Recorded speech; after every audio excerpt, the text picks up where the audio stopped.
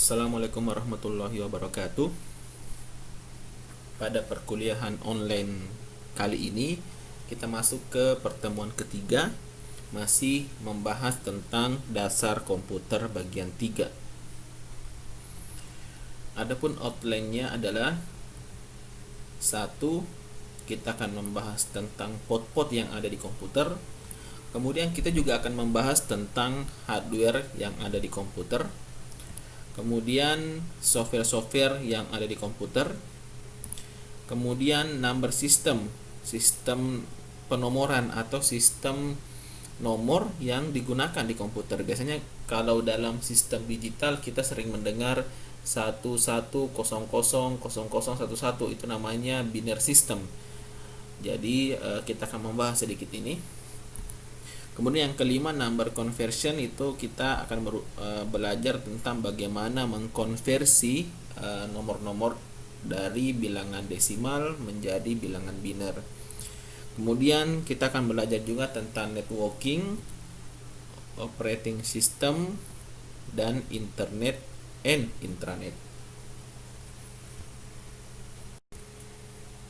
Yang pertama adalah pot. Pot memiliki karakteristik sebagai berikut. Yang pertama, perangkat eksternal terhubung ke komputer menggunakan kabel dan pot. Contohnya, keyboard. Keyboard terhubung ke komputer atau ke CPU dengan menggunakan kabel dan masuk ke pot yang dinamakan pot USB atau pot PS2. Yang kedua, pot adalah slot pada motherboard di mana kabel perangkat eksternal dicolokkan. Jadi pot ini adalah tempat dicolokkannya perangkat-perangkat dari luar, contohnya keyboard, kemudian mouse, kemudian monitor dan sebagainya. Contoh perangkat eksternal yang terpasang melalui pot adalah mouse, keyboard, monitor, mikrofon, speaker, dan lain-lain. Ada yang namanya serial port. Nah, bentuknya seperti ini. Pinnya ada 9. Kemudian ada yang namanya parallel port seperti ini. Pinnya 25 pin. Biasanya ini di komputer-komputer yang lama dan biasanya tersambung dengan printer-printer yang lama. Namun pada saat ini port seperti ini sudah tidak pernah ditemukan di komputer-komputer baru.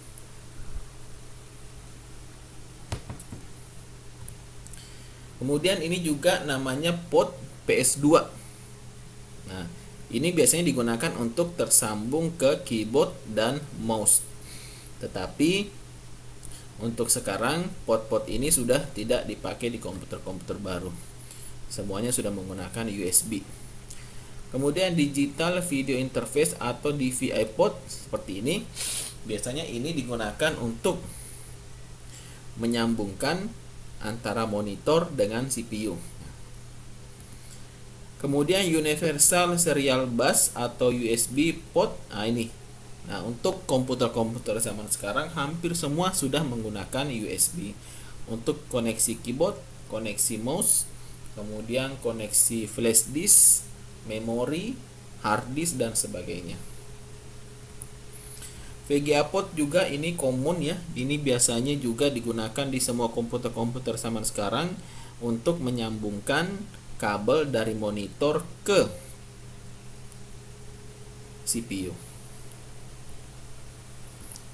Kemudian ada lagi yang namanya Ethernet port, di mana Ethernet port ini digunakan untuk menyambungkan kabel internet atau biasa disebut dengan kabel LAN. Kemudian selanjutnya adalah hardware. Hubungan antara perangkat keras dan perangkat lunak. Yang pertama, jadi di komputer itu ada namanya perangkat keras dan ada namanya perangkat lunak. Kalau perangkat keras biasanya berhubungan dengan hardware, hard disk, motherboard, kemudian memori, keyboard, itu dinamakan perangkat keras karena memang keras ya. Nah, seperti itu. Kemudian perangkat lunak ini adalah software di mana tidak bisa dipegang software itu, tapi hanya bisa dijalankan.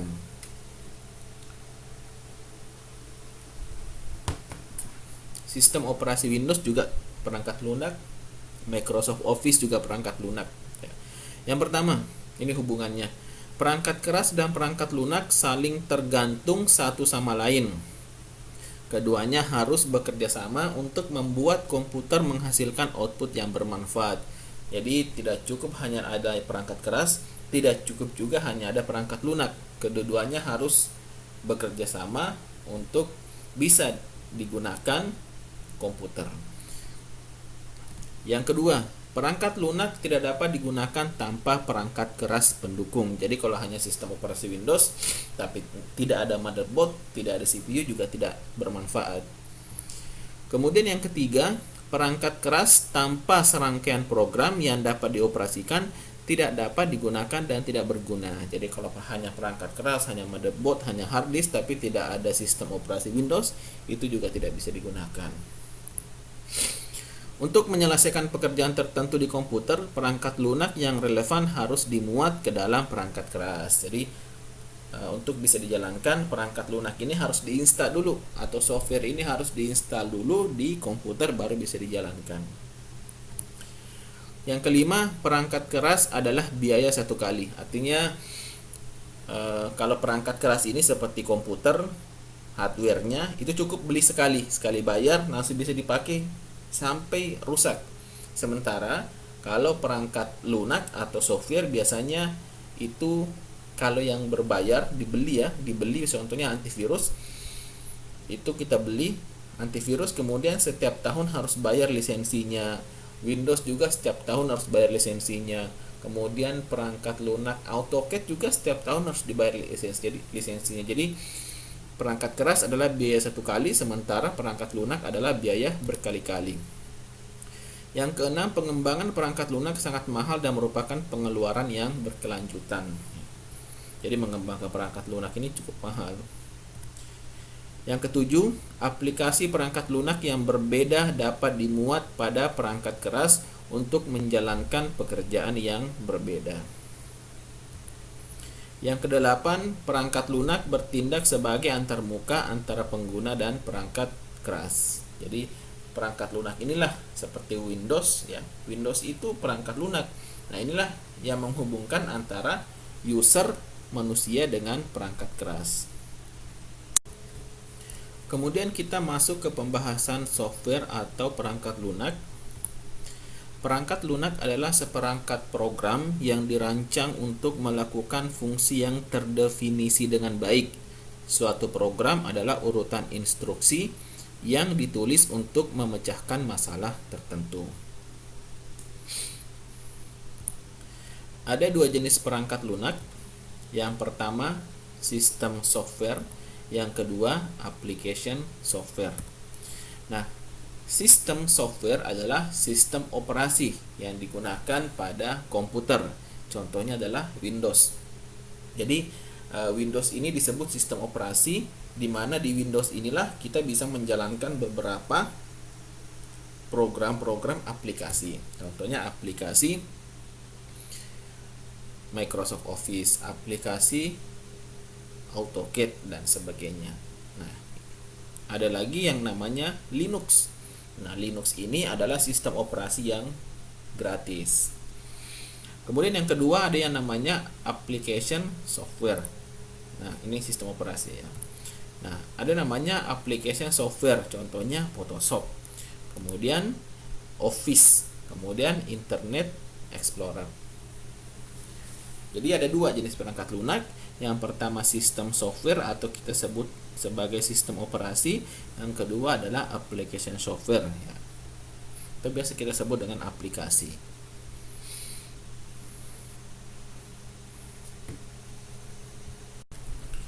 Kita masuk ke number system. Yang kita kenal adalah sehari-hari ini ya. Yang kita kenal decimal number system atau sistem nomor desimal. Yang kita kenal sehari-hari adalah 0 sampai 9. Nah, dari 0 sampai 9 inilah yang biasa kita gunakan untuk aritmetika, matematika, menghitung nilai uang dan sebagainya. Nah, pada dasarnya apabila kita menyatakan suatu angka desimal 1234, ini kalau mau dijabarkan 1234 adalah satunya ini adalah 1 dikali 1000. 1 kali 1000 adalah 1000. Plus 2 ini ya, 2 ini adalah 2 dikali 100 atau ratusan. Karena dia ratusan, maka 2 dikali 100 sama dengan 200.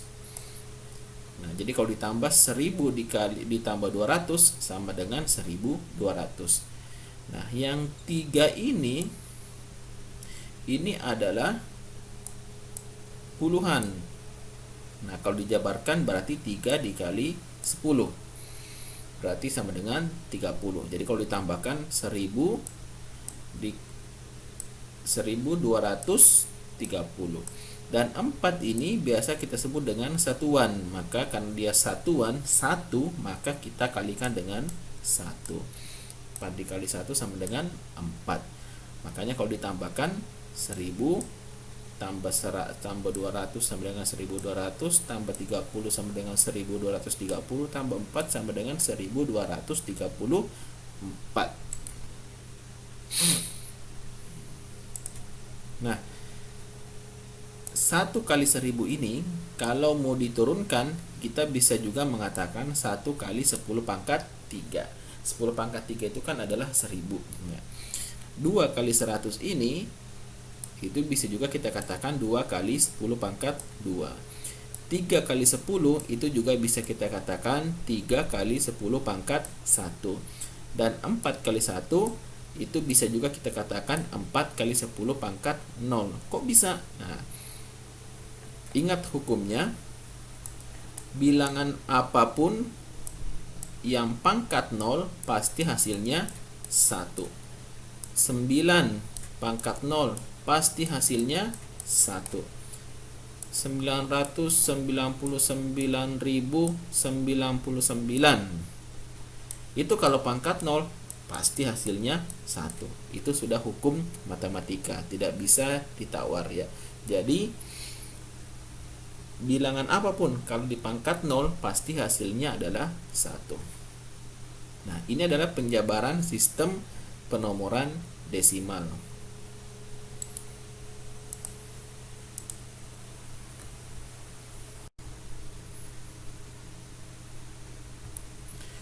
Kemudian dalam sistem komputer atau dalam hardware atau perangkat keras komputer, komputer sebenarnya tidak mengenal sistem desimal. Dalam komputer hanya mengenal sistem binary. B itu adalah 2 berarti hanya 2 jenis yang dikenali oleh komputer. Apa itu? 0 dan 1. Jadi makanya kalau kita belajar ilmu digital atau pelajaran mata kuliah ilmu digital, elektronika digital, kita hanya mengenal 2 digit ya, 0 dan 1. Biasanya kalau kodenya adalah 000011110000001111 seperti itu yang biasanya kita lihat ya. Nah, itu namanya sistem nomor biner atau binary number system. Nah, apabila kita menemukan nomor ya seperti ini adalah binary 10101. Di ujungnya ada 2. Nah, 2 ini adalah tanda. Jadi tidak masuk dalam binarinya. 2 ini hanya tanda. Tanda untuk apa? Tanda untuk menyatakan bahwa bilangan ini adalah bilangan biner. Jadi kalau kita tulis 1110002 ujungnya, maka ini adalah bilangan biner, nilainya 11100. Jadi tidak ada yang namanya bilangan biner 11211. Berarti ini bukan bilangan biner. Karena ciri bilangan biner adalah hanya ada angka 1 atau angka 0 atau kedua-duanya. Tidak ada angka 2, hanya ada angka 1 dan angka 0.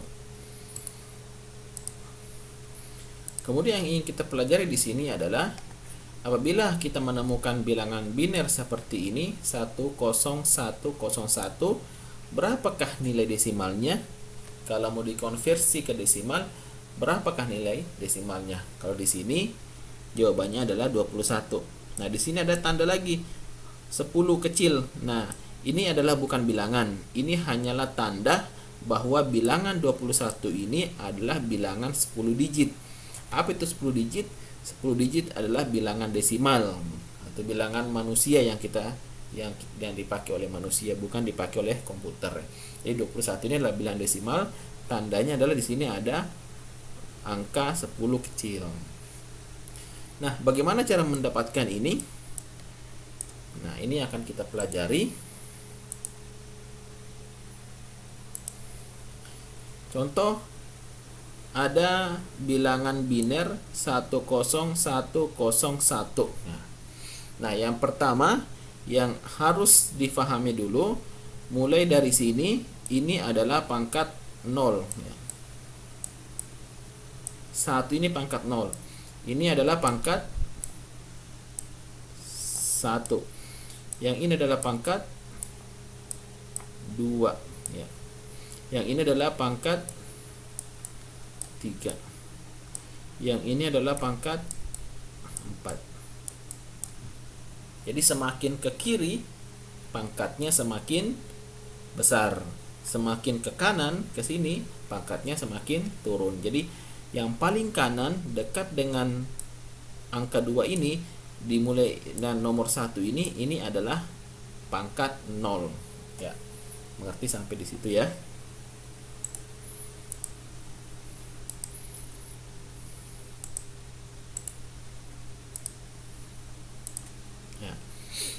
Nah, setelah kita menetapkan pangkat-pangkatnya, tinggal kita jabarkan, ya. Karena ini adalah bilangan biner, maka kita jabarkan seperti ini. Yang 1 ini 1 pindah ke sini, ya. Dikali 2. 2 itu apa? 2 itu yang menandakan bahwa ini adalah bilangan biner, ya. Jadi 1 dikali 2 pangkat 4. Pangkat 4 dari mana? Nah, tadi kita sudah mendefinisikan. Ini pangkat 0, ini pangkat 1, ini pangkat 2, ini pangkat 3, ini pangkat 4. Maka di sini yang awal ini, yang 1 ini kita jabarkan ke sini, berarti 1 kali 2 pangkat 4 plus. Nah, kita pindah ke yang 0.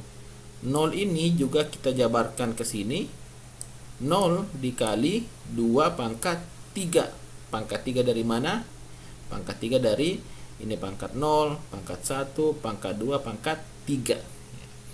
Kemudian kita tambah lagi. Yang ini sekarang 1 kita jabarkan ke sini. 1 kali 2 pangkat 2. Kemudian 0 kita jabarkan ke sini. 0 dikali 2 pangkat 1.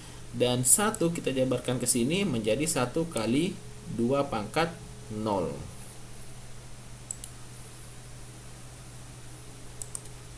Setelah seperti itu, nah tinggal kita turunkan. 2 pangkat 4 adalah 16. 16 kali 1 sama dengan 16. 0 dikali 2 pangkat 3 sama dengan 8. 8 dikali 0 hasilnya juga 0. 2 pangkat 2 sama dengan 4 dikali 1 hasilnya sama dengan 4. 0 dikali 2 pangkat 1, bilangan berapapun kalau dikali 0 pasti hasilnya juga 0. Nah, ini 1 dikali 2 pangkat 0, 2 pangkat 0 berapa? Bilangan apapun yang pangkat 0 pasti hasilnya 1. Maka 1 kali 1 sama dengan hasilnya adalah 1. Maka 16 ditambah 0 ditambah 4 ditambah 0 ditambah 1 sama dengan 21. Jadi apabila kita menemukan bilangan biner 10101, maka itu sama saja dengan 21 dalam angka desimal.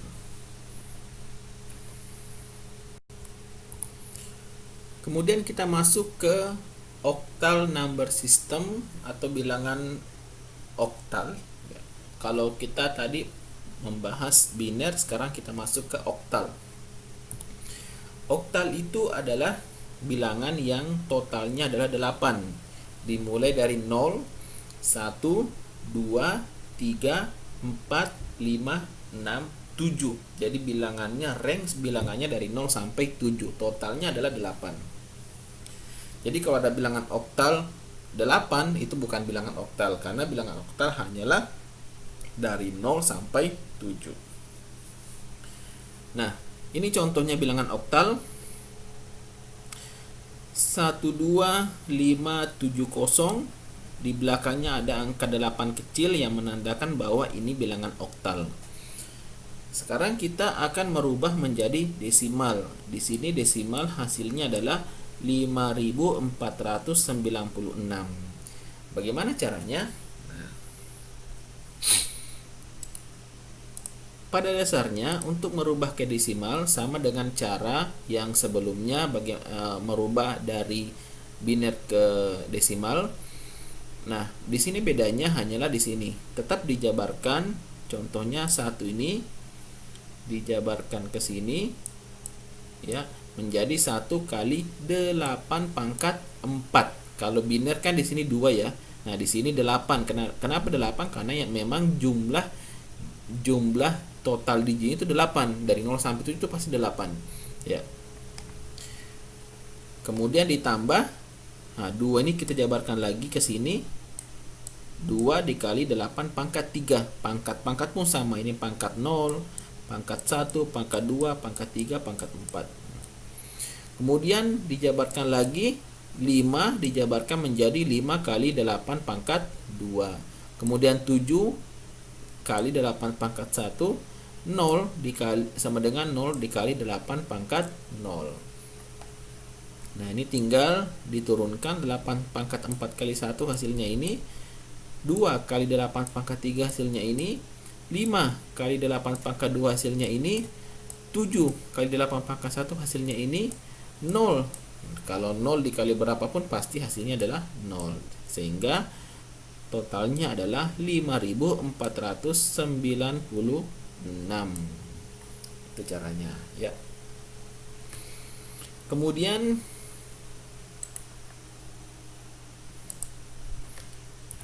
ada yang namanya hexadecimal number system ya. Apa bedanya? Bedanya adalah ada 16 digit. Nah, ini kalau biner ada 2 digit, hanya 1 dan 0. Kalau oktal ada 8 digit dari 0 sampai 7. Sedangkan kalau heksadesimal ada 16 digit. Apa saja digitnya itu?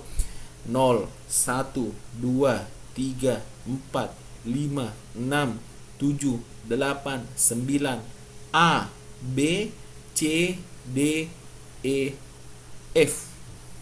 Totalnya 16. Jadi di sini di heksadesimal ini tidak ada mengenal kata 10. Setelah 9 yaitu A, setelah A B, setelah B C, setelah C D, setelah D E, dan terakhir adalah F. Totalnya adalah 16. Kita langsung ke contoh.